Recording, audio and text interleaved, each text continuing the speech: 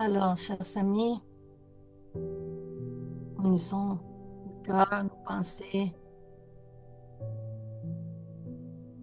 à celui qui est notre maître, compagnon de tous les jours, celui avec qui tant d'amour vient nous accompagne. À toi, Seigneur, nous offrons cette prière. Nous venons vers toi avec notre cœur rempli d'humilité et de gratitude pour cette nouvelle journée que tu nous accordes, Seigneur, pour ta présence dans nos vies, pour chaque bénédiction, petite ou grande, pour tout ton amour. Nous voulons, Seigneur, remettre à toi tout ce que nous sommes, ce que nous faisons. Tu nous as enseigné, parce que tu nous as dit de remettre à l'Éternel tous nos œuvres et tous nos projets seront réussis. Alors, Seigneur, nous remettons nos pensées, nos paroles, nos actions, nos sentiments. Nous te demandons de nous amener dans les chemins de la vérité, de l'amour, de la compassion. De mettre, Seigneur, dans nos cœurs l'amour pour tous nos frères et sœurs. De remettre à nous ce désir de se transformer et de devenir de meilleures personnes. Merci, Seigneur, pour l'opportunité de l'étude. Que l'étude d'aujourd'hui puisse s'imprégner dans nos vies, élargir nos perceptions, comprendre mieux notre nature, notre besoin de transformation, notre besoin, Seigneur, de vivre dans ton évangile. Que nous puissions mettre en pratique tout ce que nous apprenons ici. Que nous puissions être un reflet de ton amour, de ta sagesse, de ta compassion. Merci, Maître. Restez avec nous aujourd'hui et pour toujours. Restez avec nous, cher bienfaiteur, aujourd'hui et pour toujours. Merci. Ainsi soit-il. Merci beaucoup, Yuri. Merci beaucoup à vous tous de votre présence. Je partage avec vous le texte. Est-ce que Christiane pourrait lire le texte pour nous, s'il te plaît? Bien sûr, avec grand plaisir. Allons-y alors.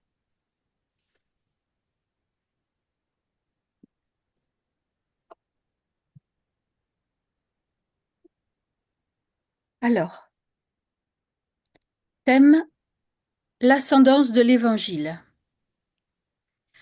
Aucune expression ne fournit une image plus juste du pouvoir de celui à qui tous les esprits de la terre rendent un culte que celle de Jean dans son Évangile. Au commencement était le Verbe. Jésus, dont la perfection se perd dans la nuit insondable des âges, incarnant la sagesse et l'amour, a guidé tout le développement de l'humanité terrestre, envoyant ses messages illuminés à tous les temps et à tous les groupements humains. De même qu'il présida à la formation de l'orbe, dirigeant en tant qu'aspirateur divin ceux qui collaborèrent à l'élaboration géologique de la planète et à la diffusion de la vie dans tous les laboratoires de la nature, depuis que l'homme a conquis la rationalité. Il ne cesse de lui offrir les idées de son origine divine, le trésor des conceptions de Dieu et de l'immortalité de l'esprit, révélant à chaque époque ce que son intelligence peut saisir. Les traditions religieuses. Historiquement, les premières conceptions de l'organisation religieuse se trouvent dans la civilisation chinoise. Les traditions védiques et brahmaniques de l'Inde, d'où ont aussi rayonné les premières leçons du culte des morts. Ces concepts se sont ensuite épanouis dans la civilisation resplendissante des pharaons, en Grèce, avec les enseignements orphiques et la symbolique mythologique, où de grands maîtres, isolés des masses, offraient leur enseignement exotique à des cercles restreints, capables de les comprendre. Les missionnaires du Christ.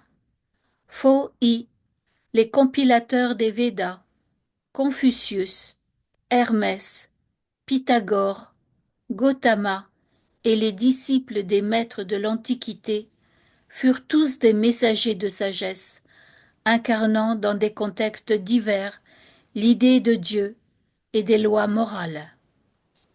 Ils étaient porteurs de l'amour universel et de la lumière du Christ, bien que voilés par les symboles et les mystères nécessaires à leur époque. La loi moïsique. La loi mosaïque fut la précurseur directe de l'évangile de Jésus. Moïse, après avoir bénéficié de la culture égyptienne, fut inspiré pour vulgariser le monothéisme et établir le décalogue, qui demeure une base fondamentale pour la religion de justice et de droit. Jésus. Avec la naissance de Jésus, le ciel et la terre se sont comme unis directement à travers ses paroles et ses exemples. Il a offert aux hommes la grandeur de son amour, de sa sagesse et de sa miséricorde, apportant une espérance nouvelle à l'humanité. L'Évangile est une synthèse des philosophies visant à perfectionner l'esprit humain et à orienter la vie. L'Évangile est l'avenir. Des peuples ignorent encore Jésus, mais ils ne méconnaissent pas la loi d'amour qui sous-tend sa doctrine. Malgré les résistances actuelles, l'Évangile triomphera. Lors des jours de souffrance collective, c'est vers sa lumière éternelle que l'humanité se tournera, retrouvant ainsi l'espoir et l'inspiration des paroles du sermon sur la montagne. Texte de Emmanuel, du livre Emmanuel, psychographie de Chico Xavier.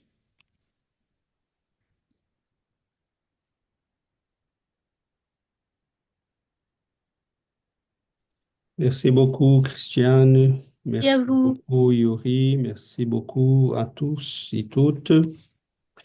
Euh, Nous avons plusieurs angles d'entrée pour un texte comme celui-là qui a l'air très simple, sont des petits paragraphes même, mais qui resserrent, qui cachent une grande sagesse.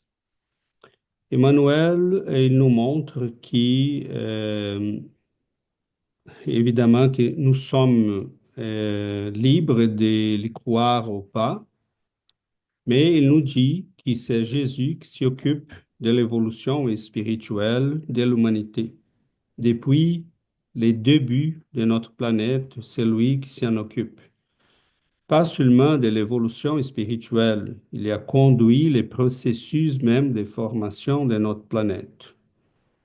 Euh, Et nous savons que cela, ça prend, notre planète a déjà 5 milliards d'années, donc c'est quand même, disons que si elle était là au début, c'est naturel que nous comprenons l'importance de sa présence et de sa grandeur.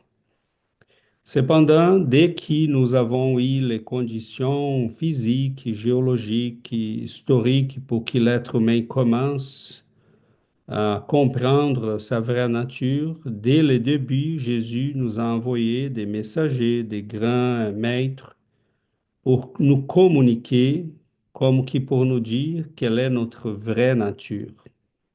Parce que nous avons un processus d'évolution à faire. Ces processus commencent dans des situations très primitives d'habitude. L'être humain va passer par des stages très différents dans son processus d'acquisition des connaissances et surtout d'acquisition des connaissances morales. Et on verra que dans toutes les grandes civilisations, à un moment donné, nous avons eu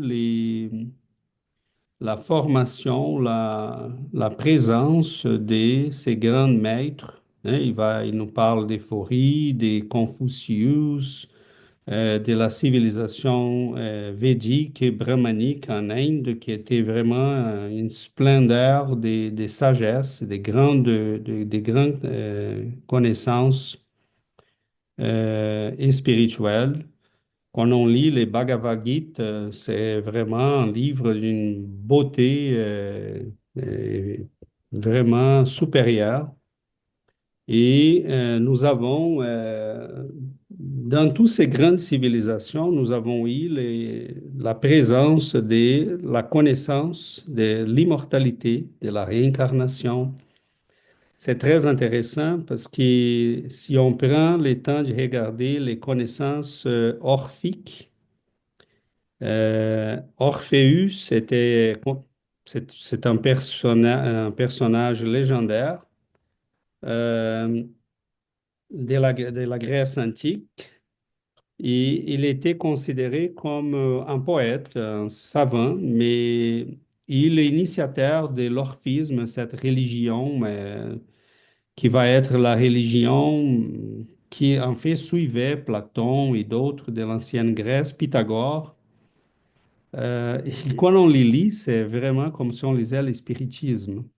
Oui, il parle que les esprits viennent au monde pour évoluer, qui vont avoir plusieurs stages d'évolution. La réincarnation va se reproduire jusqu'à ce qu'on soit libéré des passions, des misères, de l'ignorance.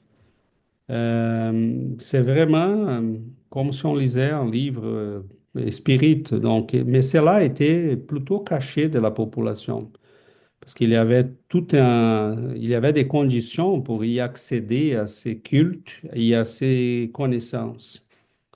La population en général, comme chez les Égyptiens, ces connaissances étaient cachées.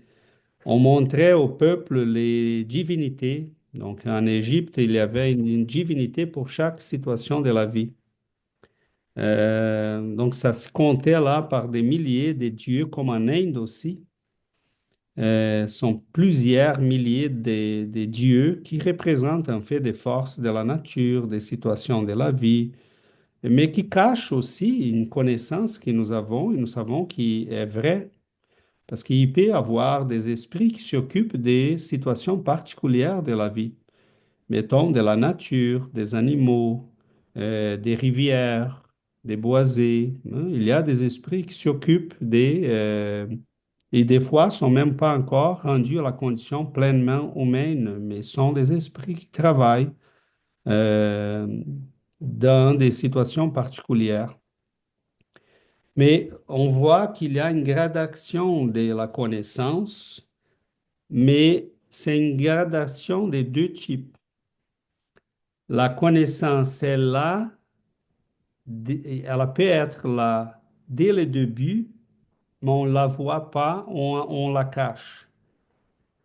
On peut parler de cette connaissance, mais les gens ne sont pas capables de la comprendre.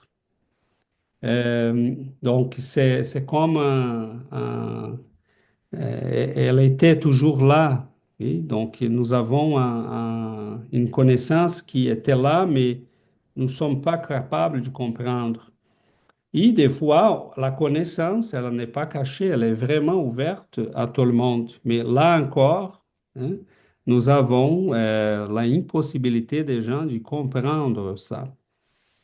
Donc, Jésus va nous dire, le deuxième aspect que je voulais dire, en fait, c'est celui qui La connaissance peut être là, mais notre niveau vraiment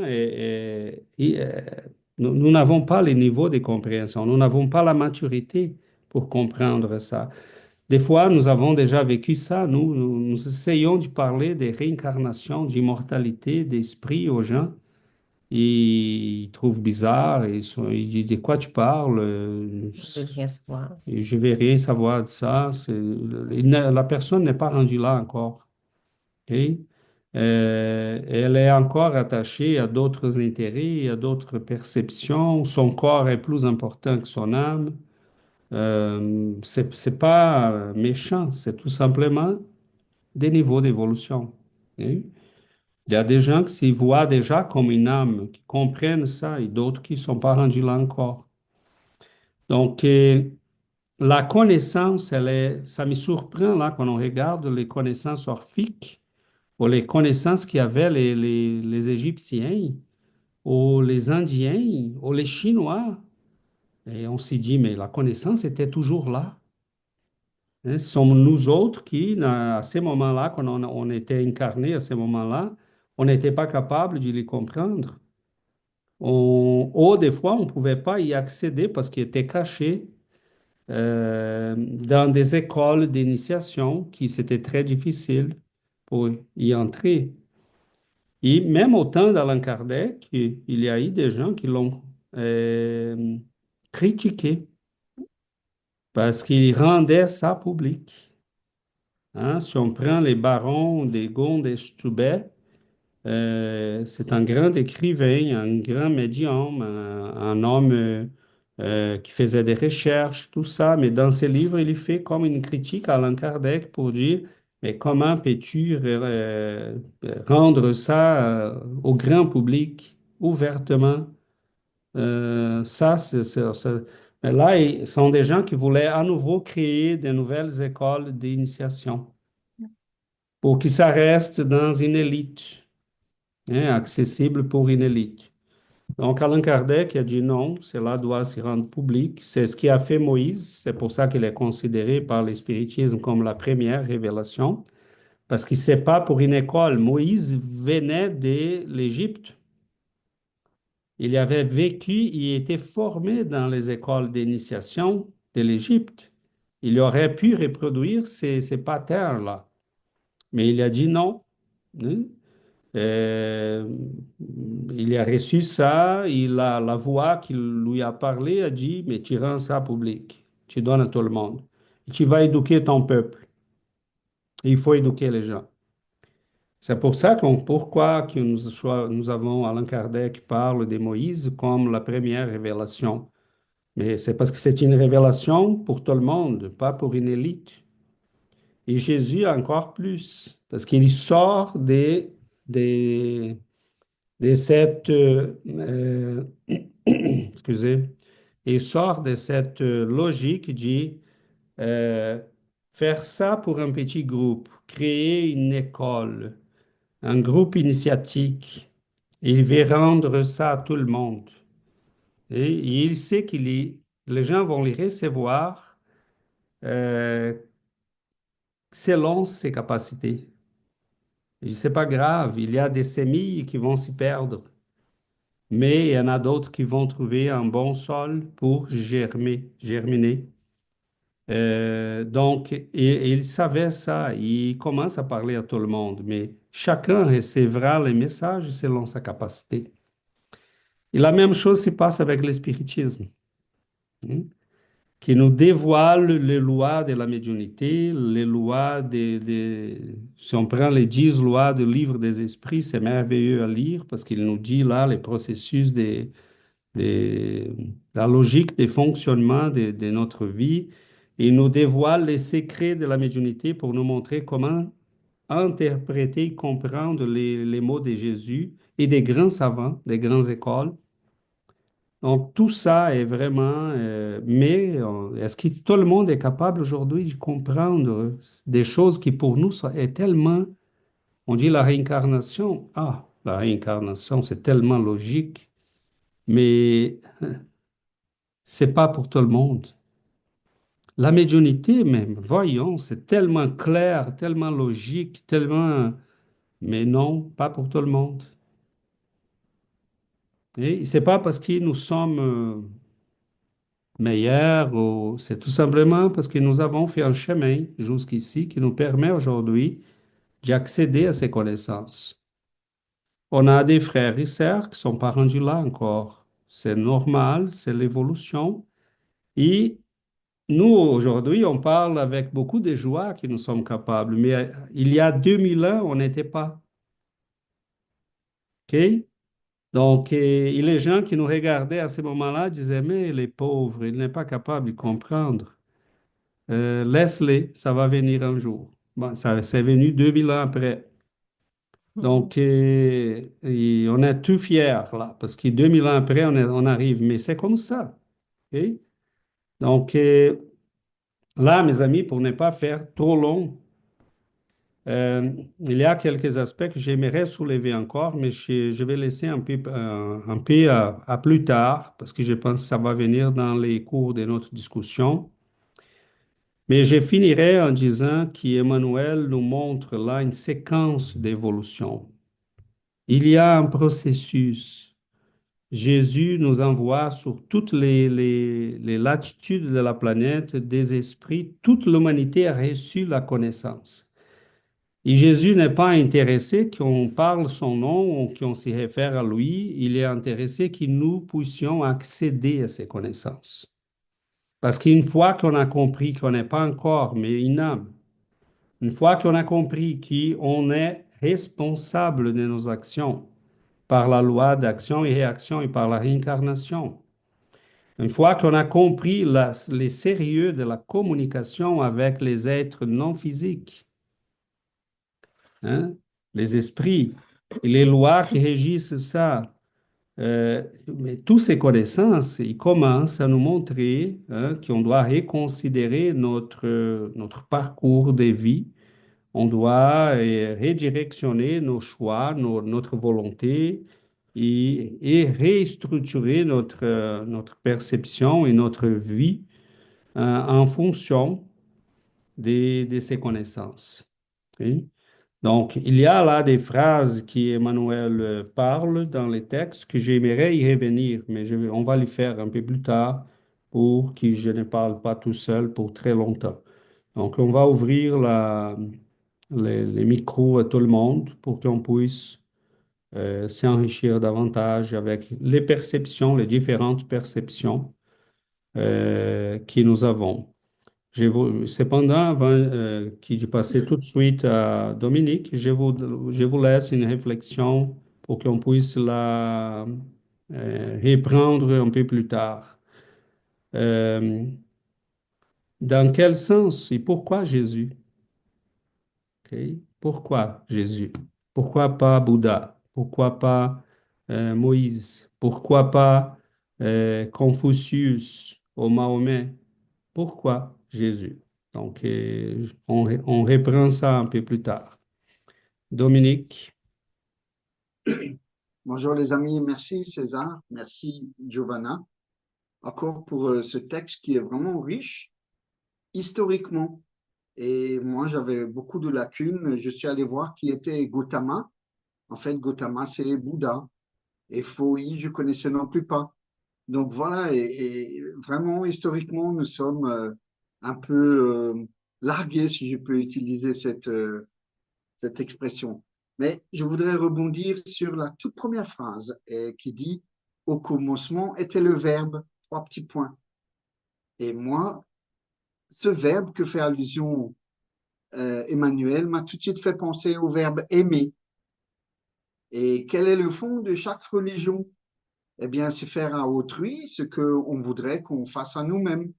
Donc, aimez votre prochain comme vous-même. C'est le fond de chaque religion. Et tous ces missionnaires qui sont venus sur Terre dans ce but divin, eh bien, on le voit au XXIe siècle. Et donc je trouve que le manque d'amour est le plus grand problème de toute l'humanité. Et tant qu'une personne ne s'aime pas, comme on entend souvent, elle ne se valorise pas, elle, elle ne se reconnaît pas comme enfant de Dieu. Et le Christ est venu proposer en premier de s'aimer soi-même, se reconnaître comme un enfant de Dieu, et ensuite de se reconnaître comme un esprit immortel. Et ça, c'est un peu plus compliqué. C'est après les études. Et quand les êtres, eh bien, de demain, ils comprendront les enseignements de l'Évangile, comme a dit Yuri dans sa prière, vivre l'Évangile. C'est exactement cette invitation que le Christ est venu nous faire à travers ce texte, à travers et que Emmanuel nous rappelle. Voilà, lorsqu'on comprendra les enseignements de l'Évangile et qu'on les vivra, que nous les vivrons euh, auprès de notre prochain, eh bien, je pense que l'humanité sera euh, plus éclairée, plus illuminée, et que la terre sera régénérée, comme on dit, comme nous sommes sur ce parcours. Et voilà, c'était la première impression que j'ai eue à travers ces mots-là. Au commencement était le Verbe. Alors, euh, je suis allé voir, pendant que César discutait, dialoguait, qu'est-ce qu'était l'orphisme. C'est très intéressant. Merci César et merci les amis. L'orphisme, c'est un mouvement religieux de la Grèce antique, comme a dit César, et la signification, c'est le salut, la vie éternelle dépend de la vie menée sur la terre. On est dans la Grèce antique 300 ans, à l'an 300. Donc, c'est exactement ça, ce que nous invite à faire le spiritisme, à être responsable de nos actes, responsable de notre vie, par la loi d'action à réaction que César a si bien développée. Et je trouve que c'est vraiment étonnant et formidable qu'à l'an 300, ils avaient déjà cette impression très ancrée. Et voilà, séquence d'évolution proposée par Emmanuel, c'est très beau, César, merci. J'avais une question, César. Oui, oui. Moïse, inspiré de la culture égyptienne, pourquoi on dit que Moïse a été inspiré de la culture égyptienne? Merci beaucoup, Dominique. En fait, je ne sais pas si pour l'orphisme, tu parles des 300 avant Jésus-Christ, j'imagine. Mais je dirais que c'est beaucoup plus. Hein. Sur les données historiques montrent que l'orphisme vient très loin parce que ça vient là même des, des, des savants comme Pythagore et d'autres avaient déjà la connaissance de ces... Et cela vient de l'Égypte. Parce que même Platon a fait un voyage en Égypte. Il y en a bien avant lui, il y avait des échanges avec l'Égypte qui ont été très, très communs entre la Grèce et les Égyptiens. Donc, ils ont appris dans ces écoles initiatiques euh, ces connaissances. Nous avons Pythagore est environ 490 avant Jésus-Christ. Donc, il était déjà un savant qui connaissait tout ça. Donc, ça vient de très loin. Il y a un livre qui s'appelle là Les Grands Initiés, si je ne me trompe pas, d'Édouard Churet en français. Il parle de l'orphisme, mais il y en a plusieurs autres. C'est une école là. Et si on les lit, même Giovanni Reali, dans son livre d'histoire de la philosophie, euh, il parle de l'orphisme et je l'ai en portugais, c'est pour ça que je n'ai pas mis, mais il nous donne les, les concepts les plus importants de l'orphisme et c'est exactement ça. Ok. Notre vie dans l'au-delà, ça dépend de qu'est-ce qu'on a fait dans cette vie. Si on n'a pas réussi, on doit revenir, etc., etc. C'est les connaissances que nous avons aujourd'hui dans le spiritisme avec d'autres nomenclatures et tout ça. Mais c'est la même chose. Ça veut dire que la connaissance était là. Les âmes qui étaient déjà éveillées hein, étaient soutenues par ces connaissances. Euh, Les Égyptiens sont encore plus anciens, hein, ça vient de très loin. Si on regarde les notions chez les Chinois, mettons, l'yoga chez les Indiens, la religion des Chinois, mettons, quand on regarde les doyens, l'acupuncture, les yogas, tout ça est basé sur la notion des corps énergétiques. Les méridiennes, ils avaient la carte des corps énergétiques de l'être humain qu'on utilise jusqu'aujourd'hui pour l'acupuncture, qui est reconnue par notre médecine. Donc, ces connaissances viennent de là. Les livres de l'empereur Jaune, c'est un livre de médecine chinois qui s'y perd dans la nuit des temps, là, ça vient des fouilles, hein. Donc, ils avaient ces connaissances, c'était normal pour eux. Euh, et nous avons, hein, chez les Grecs, et c'est l'école de l'orphisme, mais elle vient de l'Égypte. Moïse, Dominique, il était un enfant adopté par une princesse égyptienne. Et il y avait une menace dans les faites par les Égyptiens. Ils voyaient que les Juifs qui étaient rentrés en Égypte avec José, José est mort, les Hébreux sont restés en Égypte. Ils ont commencé à s'y propager, à faire des enfants, et à un moment donné, ils ont commencé les pharaons égyptiens ont commencé à craindre il pourrait se soulever et produire là un changement de pouvoir, une révolution, devenir un problème. Donc, à un moment donné, il a ordonné qu'on tue tous les garçons qui venaient au monde, qui naissaient. Et,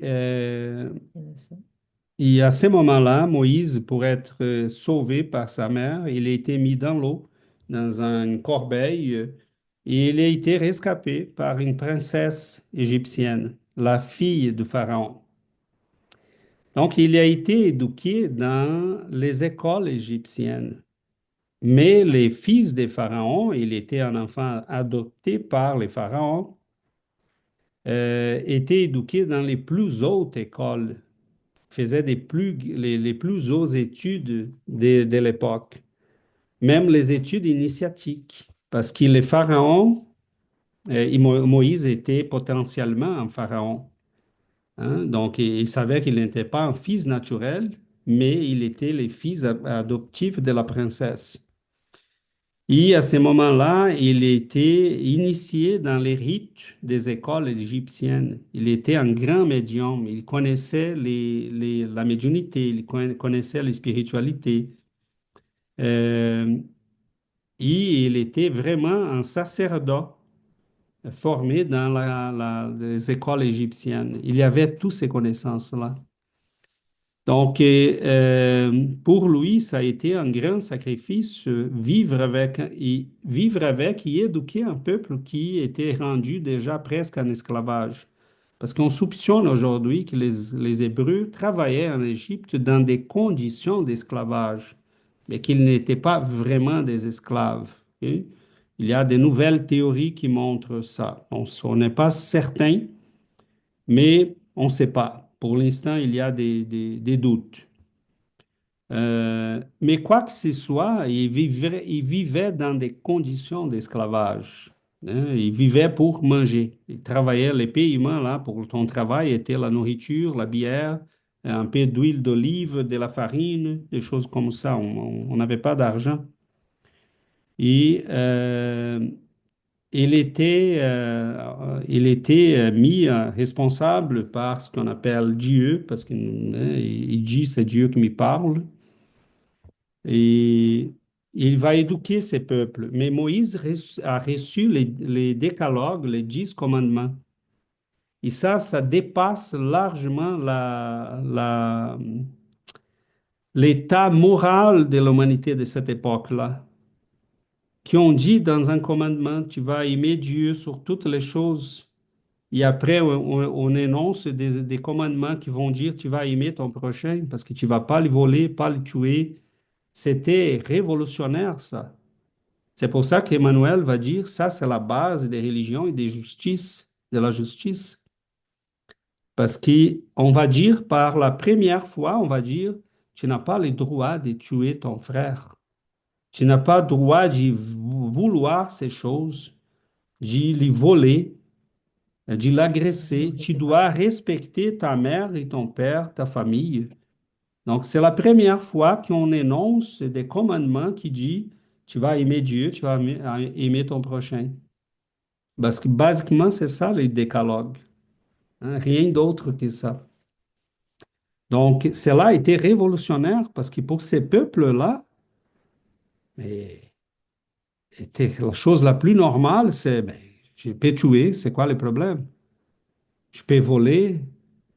Qu'est-ce qui interdisait ça? Rien, c'était la barbarie. Qui avait la force s'imposait, c'est tout. Et c'est la première fois qu'on va faire apparaître pour les grands peuples la notion des droits. Et tu ne peux pas D'ordre. faire, comment? Des droits et d'ordre. Et d'ordre, des civilisations vraiment, mais pour les peuples, pour les grands peuples, parce que les Égyptiens avaient ça pour l'élite. Hein? Donc Moïse va rendre ça, mais d'où vient la culture des Moïse? Ça vient de l'Égypte. Mais ce qu'il a reçu là, ça venait d'autres sources, hein, de cette source divine qui l'a contacté. Donc, est-ce que cela répond, Dominique? Ça va? Et Yuri? Oui, tout à fait. Merci, César. Merci. Oui, bonjour. Ben, j'ai plusieurs réflexions. Comme tu as dit, les tests, c'est une séquence d'évolution. J'ai trouvé ça euh, très frappant, cette jeu de mots que tu as fait. Mais en fait, c'est qu'est-ce que le texte il nous montre. Et tu sais, l'autre fois, quand on avait étudié ce texte en portugais, j'ai resté avec la partie de l'évangile et l'avenir. Parce que tu sais, je me disais, l'état de notre société ou l'état de notre monde, si on le voit maintenant, est un petit peu comme dans le chaos. Hein? C'est-à-dire qu'il y a tellement des souffrances, des conflits et tout ça. Je me disais, tu sais, euh, c'est sûr que c'est un message d'espoir, mais en même temps, je me disais, c'est quand qu'on va arriver là, tu sais, parce qu'on voit notre société, puis, tu sais, ça, on dirait qu'on est loin de vivre l'évangile comme tel, là, tu sais. Puis, tu sais, en même temps, je me demandais pourquoi l'ascendance de l'évangile, puis, tu sais, c'est les messages d'amour, c'est-à-dire que l'amour, j'écris ici, c'est une force universelle, hein, aussi qui finit par prévaloir, finit par prévaloir, tu sais, je dis, on peut ne pas connaître Jésus, mais on connaît la loi d'amour. Et c'est ça qu'on le voit dans toutes les religions, comme Dominique a nommé.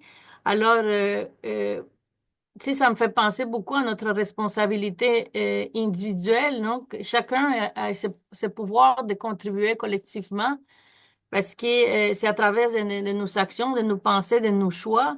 Donc, vivre l'évangile, non, ou l'évangile et l'avenir, ce n'est pas un événement externe, ça commence par nous. C'est-à-dire qu'on peut pas, tu sais, à niveau de notre société, c'est nous la société finalement, on peut partir de cette société. Donc, je sais pas, je pensais, tu sais, je me disais comme le triomphe de l'évangile n'implique pas l'absence totale du conflit ou des difficultés, mais une plus grande conscience de cet amour, de ces valeurs qui sont élevées. Alors, je pensais à la Genèse, tu sais, quand Kardec il nous parle c'est quoi ce chapitre-là, le nouveau temps? C'est ça, corrige-moi? Oui, les temps sont arrivés. Les temps sont arrivés. Donc, dans les temps sont arrivés, ben, c'est sûr que Kardec il nous parle de que tout ce qui semble un chaos, comme ces conflits, les injustices, les désordres sociaux, sont en réalité une phase transitoire dans notre évolution morale de l'humanité. Donc, ces progrès, ces séquences, cette évolution que tu nous as parlé au début, que cette chaos apparent est nécessaire pour que finalement les individus ou les sociétés puissent prendre conscience de cette mal, là, comment qui est inutile, comment c'est les conséquences du mal et chercher quelque chose de plus élevé. Puis les textes, il nous dit, les crises, les souffrances collectives, ils vont faire que les gens ils se tournent vers quelque chose de mieux.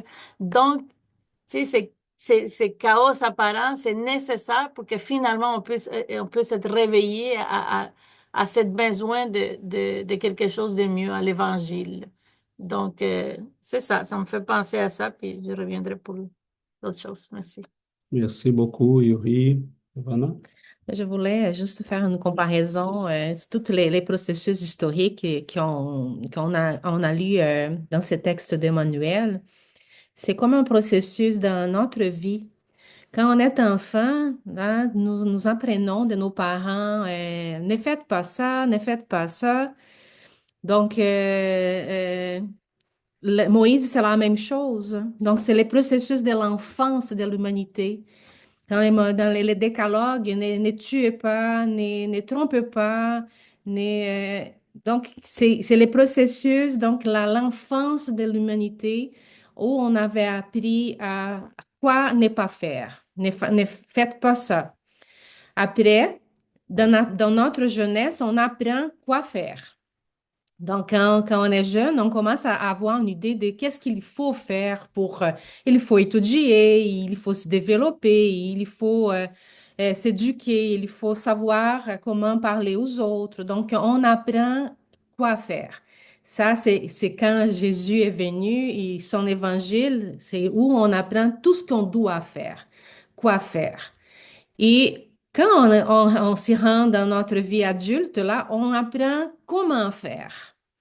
Donc, mettre en pratique les choses que nous avons apprises dans notre jeunesse. Donc, comment procéder envers les autres, comment travailler, comment... Donc, on apprend comment faire les choses. Et ça, c'est le spiritisme qui est venu pour nous montrer comment mettre en pratique l'évangile de Jésus. Donc, tout ce que Jésus nous a laissé dans son évangile, des fois, on ne comprend pas les paraboles. Quand on lit les paraboles de Jésus, on prend connaissance de tous ces qu'on appelle des miracles. L'évangile est venu pour tout expliquer et pour nous dire comment mettre en pratique les lois divines, comment les spiritismes nous montrent tout ça. Donc, on a eu Moïse qui nous a montré quoi ne pas faire. Jésus nous a montré quoi faire et le spiritisme, comment faire. Donc, c'est l'évolution et pourquoi faire. Donc, c'est l'évolution de l'humanité. Nous, maintenant, on est rendu à un moment précieux parce que là, on peut commencer à apprendre comment mettre en pratique l'évangile. C'est pas tout le monde encore parce que comme spirit, on sait que les gens sont dans plusieurs moments de l'évolution. Il y a des humains, des êtres humains qui sont plus avancés que d'autres. Mais quand on commence à connaître les spiritismes, et ça c'est clair pour nous, c'est logique pour nous, ça veut dire qu'on est rendu dans un moment de notre évolution qu'on est capable de comprendre comment faire les choses, comment mettre en pratique l'amour, comment mettre en pratique les pardons, les respects envers les autres. Donc, on fait attention à tout ça. Donc là, on est rendu dans un moment de notre évolution qu'il est tout l'évangile de Jésus a une pratique et on commence à les pratiquer. Donc là, c'est l'avenir. À un moment donné, tout le monde va être capable de faire ça, mais l'évolution se passe différemment d'un être à l'autre. Mais l'important, c'est que nous réfléchissons sur nous et de les mettre en pratique, nous, parce que nous sommes déjà on a déjà ça dans notre vie. On a ces connaissances qui sont précieuses et on peut déjà faire la transformation en nous-mêmes avec les connaissances que nous sommes en train de recevoir, qui c'est une bénédiction. Donc, c'est ça. Donc, c'est l'évolution. Dans une vie, on passe par plusieurs étapes de notre évolution comme être humain, comme personne dans la vie humaine, mais nous avons toute une évolution humanitaire de Une l'humanité, né, de civilisation. la civilisation qu'on peut comparer avec notre évolution dans une seule vie. Super, merci Giovanna. Dominique?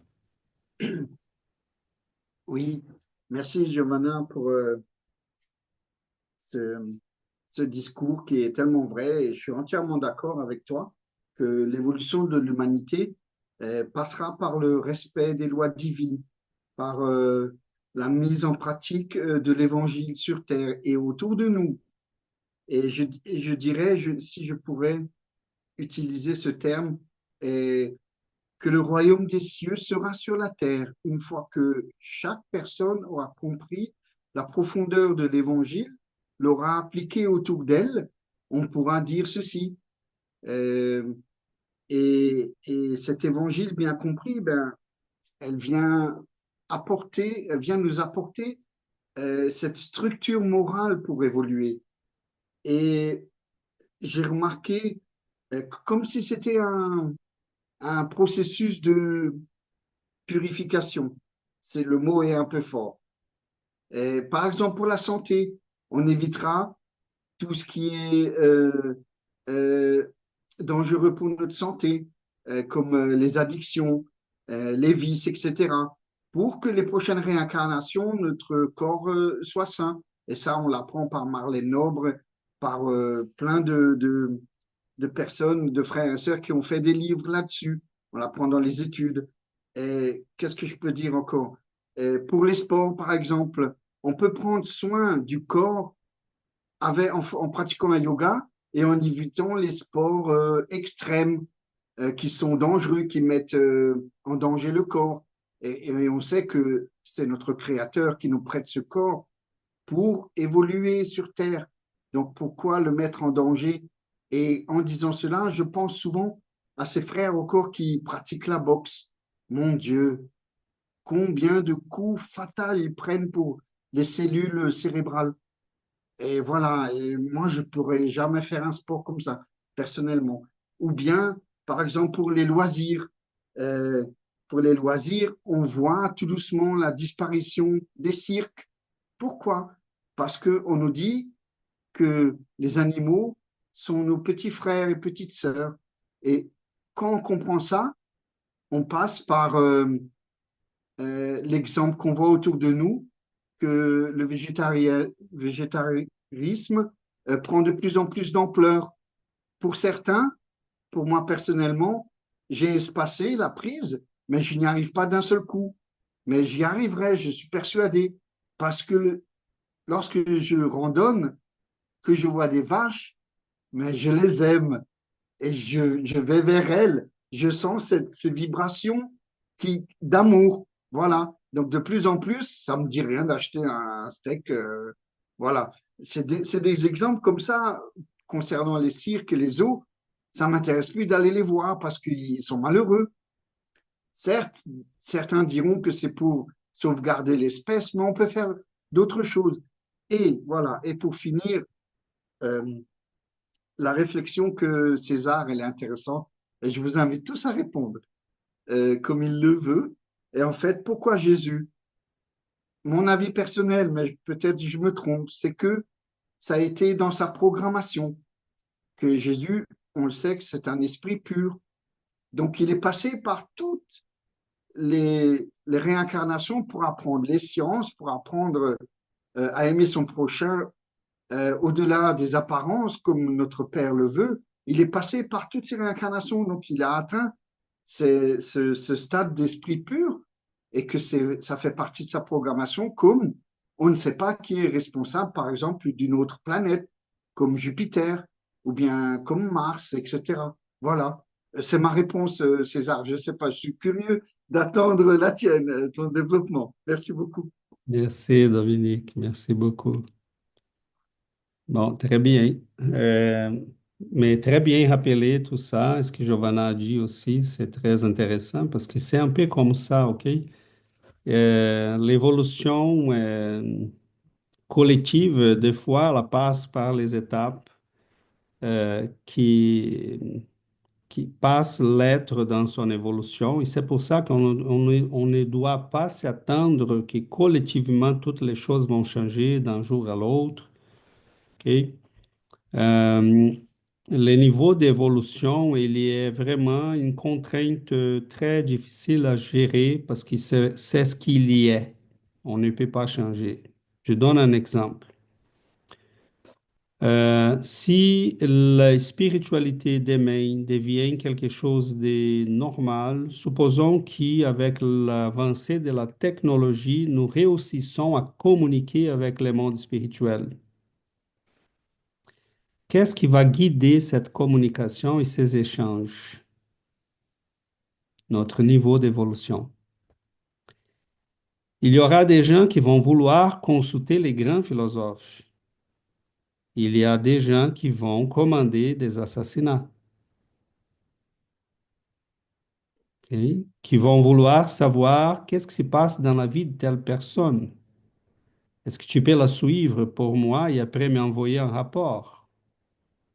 Hein? Donc, c'est c'est pour ça que Dieu fait les choses comme il doit les faire.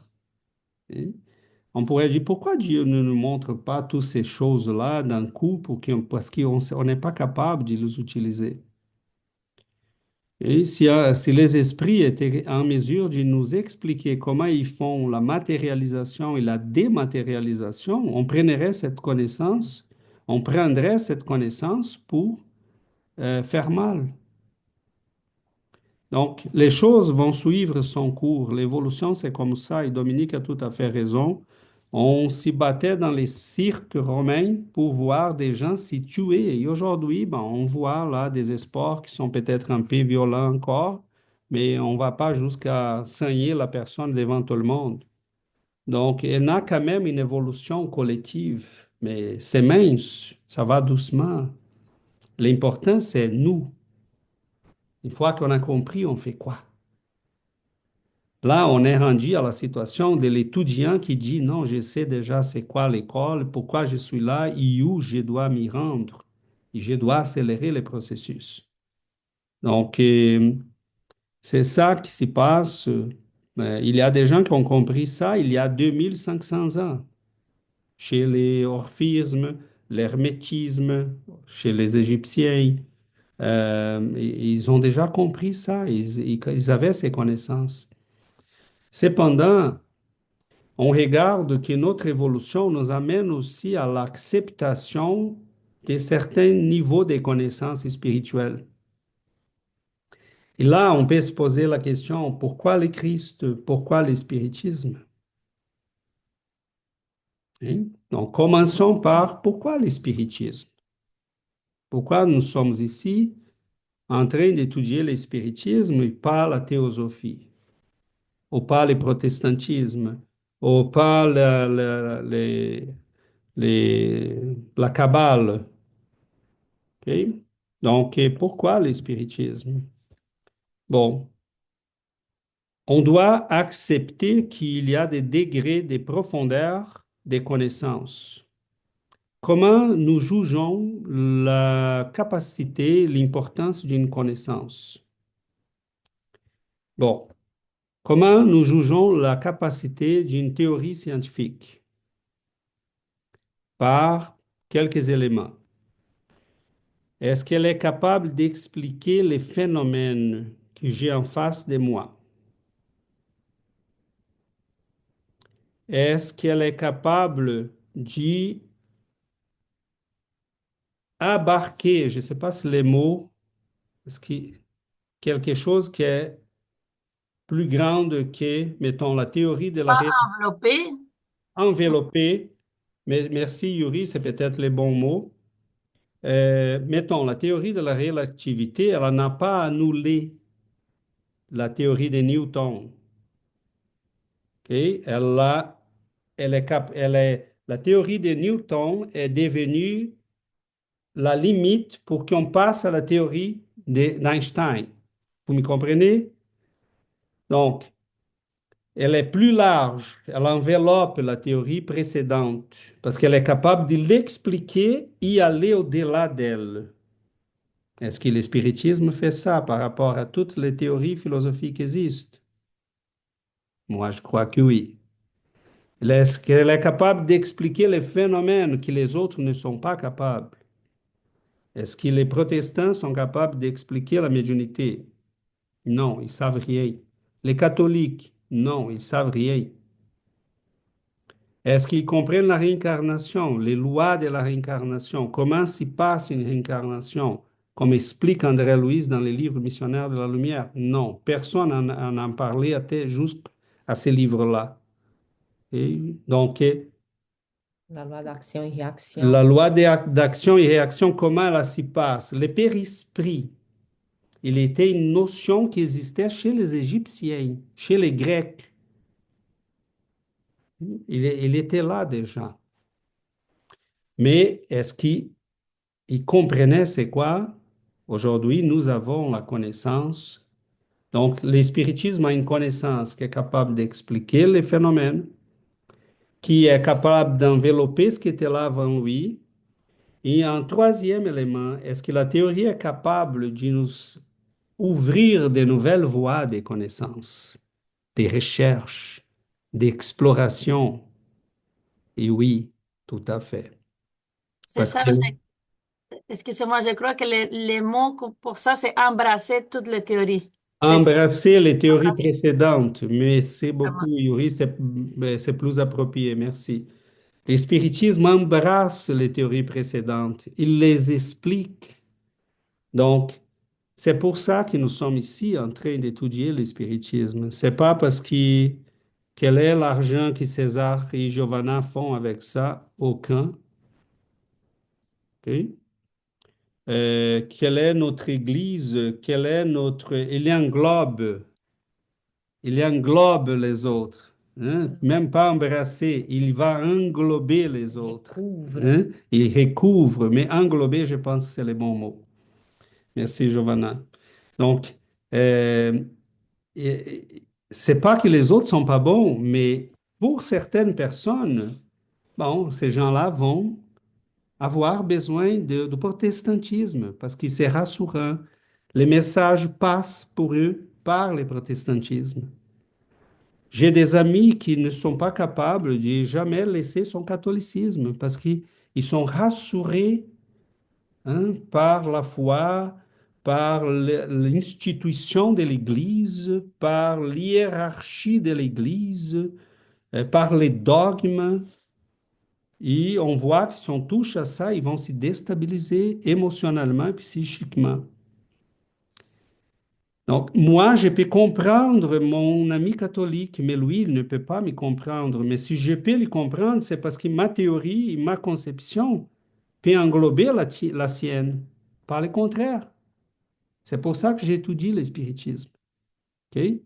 Donc, on n'est pas en train de dire, mais le spiritisme, c'est parce que nous sommes plus beaux que les autres. Non, il y a des raisons bien logiques à ça. Hein? Et ces raisons-là nous rassurent que nous pouvons comprendre les autres, mais les autres ne peuvent pas toujours nous comprendre. Parce qu'ils nous regardent comme si on était une secte, une religion comme n'importe laquelle. Et ils n'ont pas pris le temps de lire, réfléchir, hein. Ils pensent que nous sommes exotériques. Ésotérique, des choses comme ça, théosophie, des choses comme ça. On regarde le catholicisme, les phénomènes que les saints ont vécus, mais nous les comprenons, nous sommes capables de les expliquer.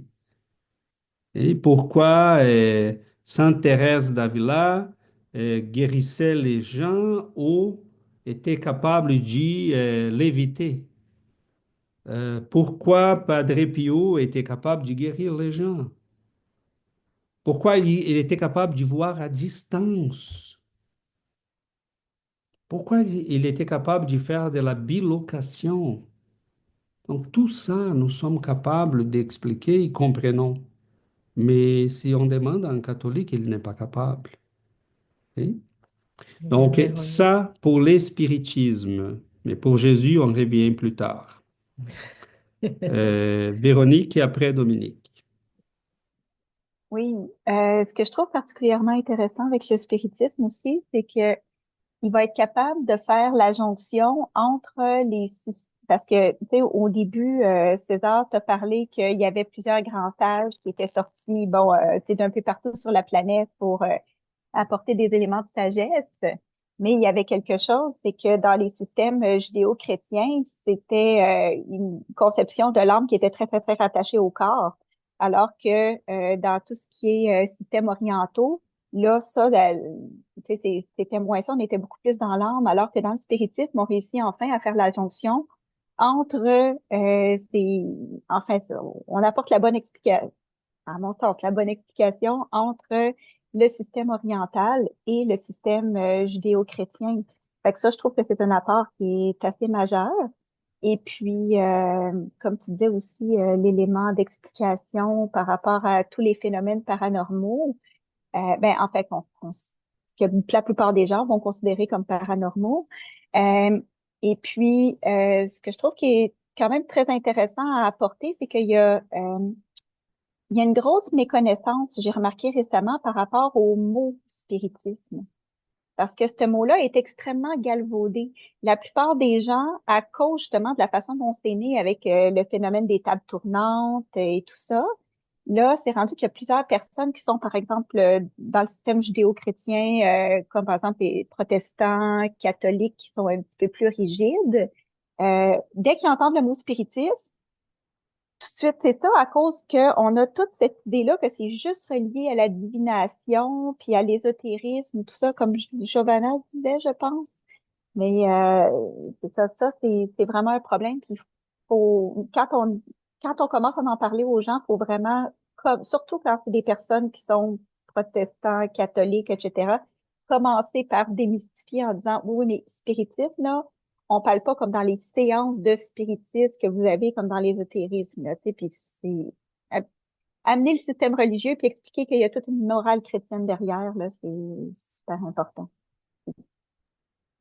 Merci beaucoup, Véronique. C'est très intéressant ce que tu viens de dire parce que c'est un aspect qui, tu as tout à fait raison. L'espiritisme fait en fait une synthèse parce qu'on est capable d'y lier ce qui a été dit par Confucius, ce qui a été dit par les Brahmins, ce qui a été dit par l'orphisme. On est capable d'y lier tout ça, de donner un corpus des compréhensions, des connaissances qui vont être logiques, claires, accessibles. Donc, si on regarde séparément chacune de ces écoles, ils vont avoir des très belles choses, mais des défauts, des choses qui manquent, des liens qui sont pas faits. Les Égyptiens vont dire les Ka, les Ka, c'est les corps spirituels, mais Pi, hein, à quoi il sert?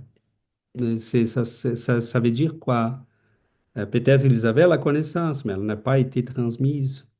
Donc aujourd'hui, on a un corpus de connaissances qui est capable de lier tout ça. Mais là, encore, Véronique a raison quand elle a dit est très mal compris tout ça parce que les gens vont attacher des préjugés. Et ça me fait peur parce que euh, la connaissance se répand quand même, mais elle va au compte-gouttes. Il y a un chercheur ici et là qui parle de réincarnation, un autre là et là qui sont en train d'étudier les cas des morts imminentes, un autre là et là qui est en train d'étudier la médiumnité, la prière. Mais nous avons déjà une synthèse dans le spiritisme. Nous avons déjà la synthèse. Elle peut orienter en fait la recherche. Est-ce que nous risquons de devenir un groupe de gens qui vont s'y propager la connaissance entre nous pour des gens que nous allons inviter? Est-ce que nous risquons de devenir une école initiatique, pas parce qu'on veut, mais parce qu'on est bloqué et on ne peut pas parler au grand public? Mais ça s'y peut. Allan Kardec rêvait que la connaissance spirite allait ouvrir la perception des religions et lui permettre de connecter les points qui ne sont pas connectés. Mais nous constatons que les religions se sont renfermées dans ces concepts, dans ces dogmes, qui en ont voulait rien savoir. Et là, l'espiritisme, bon, on se propage l'espiritisme parmi les gens qui sont ouverts à ces connaissances, à ces perceptions ouvertes. Mais est-ce qu'on risque à un moment donné de devenir un groupe d'initiation, qu'on va inviter les gens, qu'on voit qui est ouvert, qui veulent? On ne sait pas. Hein. J'espère que non, qu'on puisse propager ces connaissances pour toute l'humanité. Qu'elle arrive, hein, pas par, nécessairement par l'espiritisme, mais par d'autres moyens, c'est correct aussi. On veut pas, on veut pas d'exclusivisme. C'est fini le message spirit n'a rien à voir avec ça. Allan Kardec veut la connaissance, qu'elle s'y rend à l'humanité, c'est tout. Qu'elle vienne par d'autres moyens, c'est correct aussi. La réincarnation, il y a quelqu'un qui, ce que je trouve dommage, c'est que ça va vraiment au compte-gouttes et nous avons déjà une synthèse. Donc, les gens sont en train de bâtir quelque chose ils devront plus tard faire la synthèse. Nous avons déjà la synthèse. Quoi faire? Patienter. Dominique? Oui, César. Je voudrais partager avec vous une question que je trouve vraiment très, très, très intéressante du livre des esprits et que nous devrions un peu plus approfondir et qui est en relation justement avec le sujet qu'on parle. C'est la question 182 dans le chapitre Pluralité des existences. Et Kardec pose la question suivante aux esprits. Pouvons-nous connaître exactement l'état physique et moral des différents mondes? Et la question est, nous, esprits, nous ne pouvons répondre que suivant le degré dans lequel vous êtes, c'est-à-dire que nous ne devons pas révéler ces choses à tous, parce que tous ne sont pas en état de les comprendre, et cela les troublerait.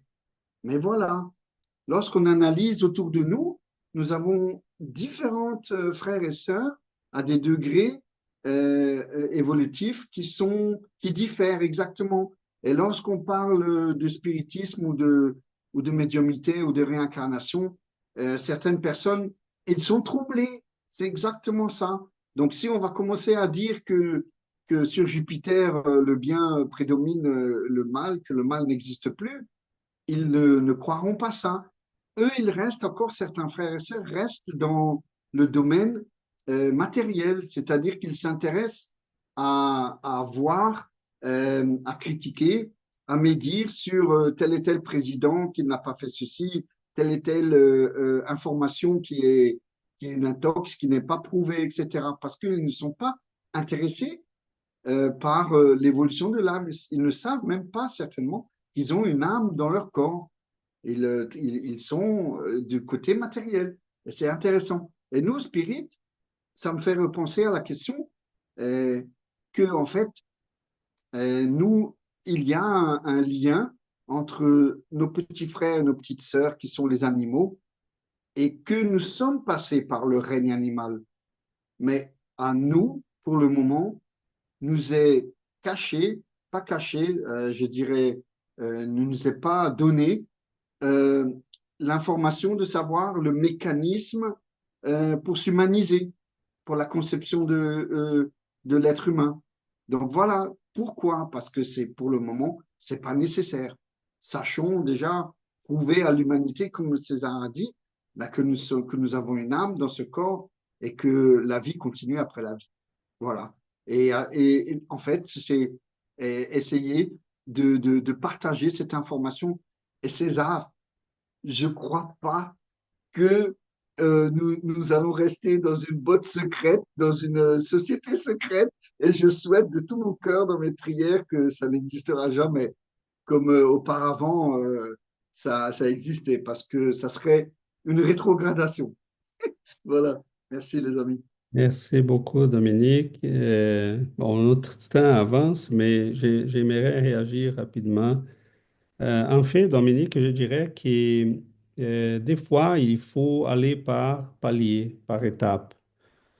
Moi, je dirais jamais à une personne qu'on commence à jaser sur ces choses, ah, il y a de la vie en Jupiter, mais je demanderais est-ce que tu crois que nous sommes seuls dans l'univers, que Dieu a fait 200 milliards d'étoiles seulement dans la Voie lactée pour nos plaisirs? Euh, donc, est-ce que tu crois que nous sommes encore, parce que convaincre la personne de la médiumnité ou de la communication des esprits, c'est peut-être trop loin pour elle, mais on pourrait dire, est-ce que tu crois encore, ou est-ce que tu crois qu'il y a quelque chose de plus en toi? Est-ce que tu crois que tu es seulement encore une jonction des molécules et des chimies, ou tu crois que c'était plus que ça? Parce que il faut rendre la personne, premièrement, au passage du matérialisme à la possibilité de l'spiritualisme. Et là, on peut commencer à jaser avec d'autres choses. Donc, il y a là un niveau didactique, pédagogique que je pense qu'il faut respecter. Il y a des gens qui ne sont pas rendus là, hein, et on peut les aider en menant la réflexion. Est-ce que tu crois que ta conscience, elle est produite de ton cerveau? Oui, oui, je l'y crois. OK, c'est correct. Moi, non, je crois non. Je crois que non. Et la science est de mon côté, est de mon bord, comme on dit ici au Québec. Euh, donc, euh, ah oui, vraiment, mais bon, je crois pas. Ah, tu crois pas à la science? OK, si tu crois pas à la science, pourquoi tu vas chez les médecins? Parce que c'est la même science. Sont les mêmes chercheurs, sont des neuroscientifiques, et ils sont en train de dire que notre conscience ne se trouve pas dans notre corps, même pas notre mémoire. Donc, qu'est-ce qui se passe là? De quelle science parlons-nous? Donc, il y a un côté pédagogique à faire. Cependant, nous risquons de faire, on a un gros travail à faire. C'est à nous de le faire. Et jamais on va devenir par notre propre volonté un groupe d'initiation exclusive, fermé. Mais peut-être, si cela arrive, ça va être parce que nous allons être obligés. Mais je ne crois pas non plus. J'espère qu'il... Et pourquoi je ne le crois pas? Parce que la science avance sur cet aspect aussi. Il y a beaucoup de recherches, de livres, des publications qui se fait à chaque année, même dans des revues scientifiques reconnues. On parle déjà de plusieurs sujets qui touchent à la spiritualité, à la médiumnité, à la spiritualité et la santé. Donc, il y a des universités qui font des recherches. C'est très beau, il faut respecter le temps, mais c'est peut-être arrivé le moment qu'on va partager ça plus largement avec l'humanité. Ça serait très beau que ces connaissances puissent guider l'éducation, la santé, l'économie. Imaginons un monde dont l'économie, les relations de travail, les relations dans les familles, dans les écoles, l'éducation planifiée selon une perception de l'immortalité de la réincarnation. Imaginons, hein, faisons l'exercice. La santé gérée par la conception que nous avons déjà étudiée ici à plusieurs reprises en parlant des liens entre les spiritualités et la santé. Imaginons une civilisation qui prend soin dès le début de la santé des gens selon cet aspect aussi. Donc, on a un grand chemin à faire, on a beaucoup de travail à faire, mais c'est comme ça. Oui. C'est comme ça.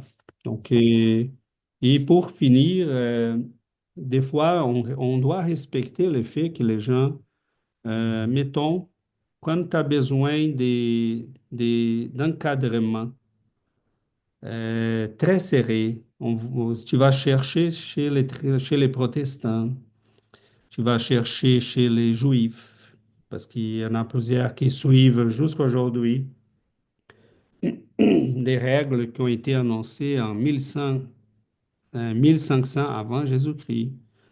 Quando tu é plus zen, tu as besoin d'une spiritualité plus souple, vers la méditation, tu vas chez le bouddhisme. Quand tu veux une spiritualité encadrée par un code de loi, ben, tu vas devenir musulman, etc. Mais quand tu veux retrouver le chemin des dieux, il faut chercher Jésus. Quand Emmanuel dit qu'au moment qu'il est venu, on a eu l'union du ciel et de la terre, c'est parce qu'il est en train de dire à ce moment-là, s'y présente chez nous la plus haute conscience qui n'est jamais venue sur cette planète. C'est la seule conscience, le seul esprit qui a mis les pieds sur terre, qui a un lien direct avec la divinité. C'est ça, Jésus. Tu ne peux pas enseigner un chemin que tu n'as pas fait toi-même. Lui, il a fait ce chemin. Jésus est la plus haute conscience qui a eu accès à Dieu et qui est venu sur terre. Les autres, ils comprenaient qu'il y avait quelque chose. Et Bouddha ne parle même pas de Dieu. Il ne parle pas même de Dieu. Il nous amène au nirvana. C'est cet état dans lequel ta conscience s'est remplie de bonheur, de lumière, merveilleux. Et donc, dans d'autres religions, ils vont nous amener vers d'autres directions. Il y a des religions qui vont encadrer la personne, ça va lui faire du bien, il va laisser les drogues, il va laisser les vices, il va structurer sa vie autour d'un cadre très restreint. C'est bien pour lui. Mais Emmanuel est en train de nous dire, cet être-là, c'est celui qui peut nous ramener à Dieu. C'est lui seul. C'est pas une question d'exclusivisme, c'est une question de se demander, on a 10 personnes devant nous. Nous voulons rentrer dans une forêt. C'est un long chemin, un long voyage. Nous allons passer par des forêts, des déserts, des océans, et on demande à quelqu'un qui peut me guider. Il y en a un qui va dire, mais je peux t'amener jusqu'au milieu de la forêt parce que là, je connais. Il y a un autre qui dit, mais je connais le désert. Je peux peut-être t'aider quand tu seras rendu dans un désert. Là, je vous rappelle, on fait un grand voyage. Ces grands voyages, c'est les grands voyages vers Dieu. Il y a un autre qui a dit, oh, j'ai déjà vécu dans des régions froides, tu vas passer par là, je peux te donner des pistes. Hein? Mais il y en a un seul qui peut dire, mais je peux t'amener d'ici là, si tu décides de venir avec moi. C'est Jésus. C'est ça la différence. Et Jésus est la plus haute conscience, la seule sur cette planète qui a un lien direct avec la divinité. C'est tout. Il a fait ses chemins. C'est pas parce qu'il est meilleur que les autres, parce qu'on a décidé nous. Et sur quoi on va baser ça? Sur ses paroles, mais sur ses exemples, C'est exact. ses actes. Jésus est le seul guide spirituel de l'humanité qui regarde un paralysé, regarde les pharisiens. Il dit, mais là, tu es en train de me juger parce que je lui dis, tes péchés te sont pardonnés. Ah, tu trouves que ça, c'est trop? C'est très osé. OK. Donc, est-ce que tu crois que c'est quoi le plus facile? De lui dire, tes péchés te sont pardonnés ou de lui dire, lève-toi. Évidemment qu'il n'a pas parlé avec cette arrogance dont je parle. Hein, mais j'aimerais qu'il parle comme ça. Parce que ces pharisiens-là, ils méritaient. Et là, il dit, lève-toi, garçon. Qui a ces pouvoirs sur terre? Après lui, ceux qui le suivaient ont reçu ces mêmes pouvoirs. Mais jusque-là, on n'a jamais vu ça. Il ne guérissait pas seulement par hasard. Il guérissait quand il voulait, quand il décidait. Et l'aveugle des Jéricho qui se tourne vers lui, il dit, mais qu'est-ce que tu veux? Mais je vais voir, Seigneur. Mais OK, on le fait comme tu veux. Tu crois que je peux le faire? Oui, Seigneur. Ouais. Il place ses mains, l'individu voit. Donc, c'est pas de la manipulation, c'est pas de l'hypnose, parce que tu peux pas voir si tu le vois pas. OK? Ou tu vois pas. Tu peux pas convaincre une personne qu'il voit. Ou il voit pas. OK? Donc, les lépreux disent, ça sont ce que les évangiles racontent, mais on sait qu'il y en a beaucoup plus. OK? Donc, tout simplement, ils étaient dans sa présence. Il a dit, vous pouvez vous en aller, ça va bien passer. Hein? Les 10, en marche, en chemin, se regardent et disent, qu'est-ce qui se passe? Et là, il nous donne à la fin les plus grands témoins, les plus grands sacrifices d'amour envers nous tous. Il dit, j'accepte votre ignorance. Et pour dire que je parle vrai, j'accepte même la mort et toute cette souffrance. Quel est l'autre guide spirituel qui a fait ça? Gautama, Bouddha, va mourir en paix sous un arbre, tranquille parmi ses disciples. Mahomet était un homme tourmenté. Il était divisé entre les choses du ciel et les passions de la terre. Il a conduit des morticines, des assassinats en masse. Et désolé, mais comment quelqu'un peut me demander de suivre quelqu'un comme ça et dire qu'il est un maître? Mais oui, il l'était, sauf qu'il était dévié. Donc, il y a plusieurs leaders spirituels d'une grande beauté, d'une grande sagesse, mais aucun peut se comparer à Jésus-Christ. Aucun. Et par ses paroles, par son pouvoir, par ses actes. Est-ce que quelqu'un ici a parlé des catholicisme, protestantisme? On ne parle pas de religion, on parle de Jésus. OK? Donc, si on veut s'approcher d'une conscience qui peut nous amener à Dieu, parce qu'il connaît les chemins, il l'a fait lui, mais c'est seulement lui. Parce que sur Terre, on n'a personne encore qui peut dire ça. Et très difficilement, on l'aura. Yuri, dernière intervention et on finit. Rapidement, c'est cette partie-là, quand ils disent qu'ils sont unis hein, directement, c'est une image tellement belle. T'as dit que Jésus, je voyais Jésus comme un pont. Hein, c'est notre pont au divin. C'est notre réconciliation con Dieu. Et lui, il dit, personne ne va au Père si ce n'est pas par moi. Donc, Exactement. merci.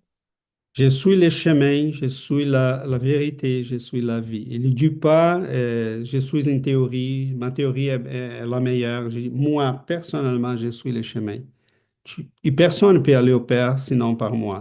C'est pas exclusivisme, c'est parce qu'il dit, moi, j'ai fait les chemins, je connais les chemins, je suis le pont, parce que j'ai établi cette connexion. Vous la connaissez pas encore. Vous êtes des enfants éloignés de votre père, de de votre parenté. Hein, vous connaissez pas les chemins. Je peux vous ramener là. Donc, c'est pour ça que je parle de Jésus. Et je ne vois rien de mauvais dans les autres, mais on peut englober les autres parce qu'ils se trouvent tous dans Jésus, mais Jésus ne s'y trouve pas tout dans chacun de ces courants, ces conceptions. Ils ont des morceaux. Et donc, et quelle est la beauté du spiritisme pour finir pour des vrais? La beauté du spiritisme est qu'il nous ramène par ses explications à la compréhension de cet être, parce qu'il n'a pas pu nous expliquer davantage. Il était bloqué par son environnement, son époque, pour les limitations scientifiques de son époque. Il a pu dire ce qu'il a dit, il a pu faire ce qu'il a fait, il a dit, mais plus tard, vous comprendrez. Et les plus tard, c'est arrivé. Nous avons l'explication. Très bien, les amis. Le temps file vite là. Nous allons vous inviter à la prière parce que ça finit notre temps. Donc, merci beaucoup et on va faire notre prière.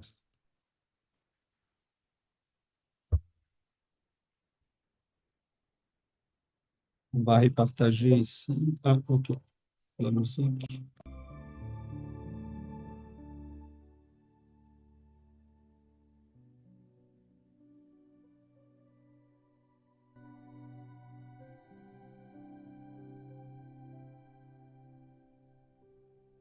Chers amis, prenons le temps, quelques instants,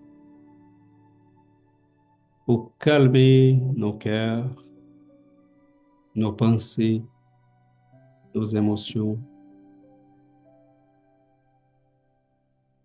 À maintes reprises, nous essayons de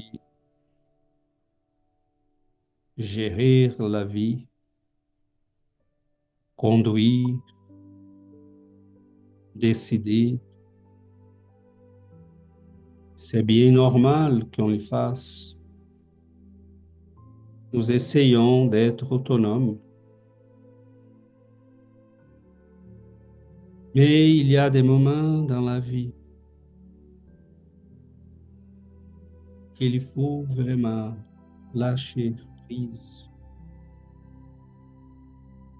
qu'il faut s'y rendre à celui qui est capable de nous accueillir et de nous dire, viens mon enfant, n'ayez pas peur, tu es en sécurité avec moi. Je t'aide, je te montre le chemin, je te donne beaucoup d'amour, je veux que tu réussisses, que tu puisses trouver le chemin de la lumière, de l'amour, que tu puisses laisser derrière toi une histoire d'amour,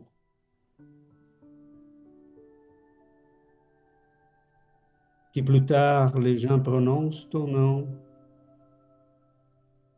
en disant béni, béni. Nous, Seigneur, nous savons que nous sommes encore tout petits, que nous avons besoin d'aide. Nous nous tournons vers vous. Nous regardons vers ces êtres de lumière qui sont avec nous. Ils font l'effort pour venir à nous, en s'y attendant que nous fassions aussi l'effort d'aller vers eux, de devenir moins grossiers, moins attachés à nos misères, à toutes ces limitations que nous nous imposons, en croyant que nous sommes incapables, mais non, la lumière est tout autour de nous. Il faut tout simplement la ramener dedans nos cœurs, notre conscience. Nous prions, Seigneur, que cet amour puisse nous envelopper, qu'il puisse se répandre dans nos foyers, qu'il puisse nous suivre à chaque pas qu'on donne. que nous puissions, Seigneur, vivre dans cette allégresse qui était très normale chez les gens qui marchaient à côté de toi, les disciples, les peuples, les enfants.